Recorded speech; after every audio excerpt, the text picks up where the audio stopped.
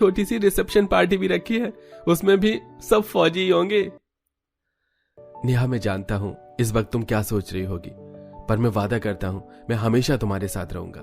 तुम्हारे भाई के साथ जो हुआ वो मेरे साथ भी होगा कभी ना कभी, पर मैं अपने देश की सेवा करना भी नहीं छोड़ सकता। मैं सब समझती हूँ, इसलिए आप सब जाने से पहले कभी ये मत सोचना कि मेरा क्या होगा। मैं एक ऐसे घर की बहू हूँ जहाँ पर सभी फौजी हैं। मैं भले ही फौजी नहीं हूँ, पर मेरा जिगरा भी फौजी से कम नहीं है। नेहा की ये बात सुनकर सभी को नेहा पर बहुत गर्व होता है और अगले दिन एक छोटी सी पार्टी रखी जाती है जहाँ सभी फौजी आते हैं और नेहा को बहुत अच्छा लगता है। ऐसे ही 2 महीने बीतते हैं और एक दिन, नितिन, हमारी शादी को 2 महीने हो चुके हैं। आप तो कह रहे थे कि आपको इतनी लंबी छुट्टी नहीं मिलती, फिर आप अभी तक यहाँ कैसे? नेहा, बड़ी मुश्किलों से छुट्टी मिलती है, और जब फौजी लड़के की शादी होती है तो उन्हें लंबी छुट्टी भी मिल जाती है। पर इस बार मुझे 4 महीने की छुट्टी मिली थी, इसलिए मैंने सोच लिया था कि 4 महीने की छुट्टी में मैं तुमसे शादी करके आऊंगा। इतनी लंबी छुट्टी पर आए और मुझे बताया भी नहीं।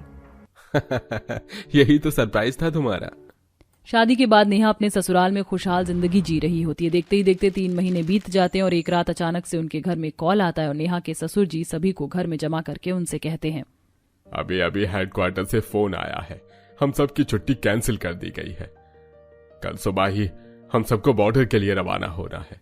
पर पापा जी, आप सबकी छुट्टी खत्म होने में तो अभी 1 महीना बाकी है। हाँ बहू, हम जानते हैं, पर इमरजेंसी में हमारी छुट्टियां कैंसिल हो ही जाती हैं और हमें अचानक से जाना पड़ता है। तो आप सब अपना अपना सामान पैक कर लो, और बहू तुम फिक्र मत करना, घर में हम 3 नौकर और रखकर जा रहे हैं जो हर समय तुम्हारी सेवा में रहेंगे। तुम अपना ख्याल रखना। सभी लोग अपने कमरे में जाकर अपना सामान पैक करने लगते हैं और तभी नेहा बेहोश हो जाती है। नेहा की बिगड़ी तबीयत देखकर उसका पूरा परिवार घबरा जाता है और वो लोग उसी वक्त डॉक्टर को बुलाते हैं। इसके बाद उन सभी को पता चलता है कि नेहा प्रेग्नेंट है। भगवान ने हमें इतनी बड़ी खुशखबरी सुनाई जाते हुए, पर अफसोस मैं यहाँ रहकर अपनी बहू का ख्याल नहीं रख पाऊंगी।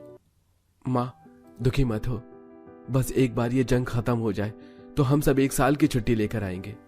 1 साल की छुट्टी सपने में भी नहीं मिलेगी। पर भाभी, आप फिक्र मत करो, माँ और पापा की रिटायरमेंट होने में बस कुछ ही महीने हैं। कुछ महीने बाद माँ और पापा आपके साथ रहेंगे और आपका ख्याल भी रखेंगे। मैं जानती हूँ, आप सब फिक्र मत कीजिए, मैं यहाँ अपना ख्याल रखूंगी। आप सब आराम से जाना और मुझे फोन करते रहना।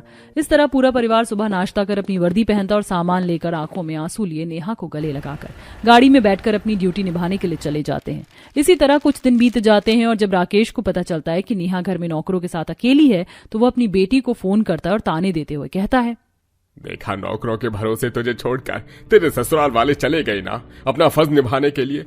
हो गई ना तू अकेली। पापा, मैं अकेली नहीं हूँ, वो लोग मुझे मेरे होने वाले बच्चे और घर के वफादार नौकरों के साथ छोड़ कर गए। मैं अपना ख्याल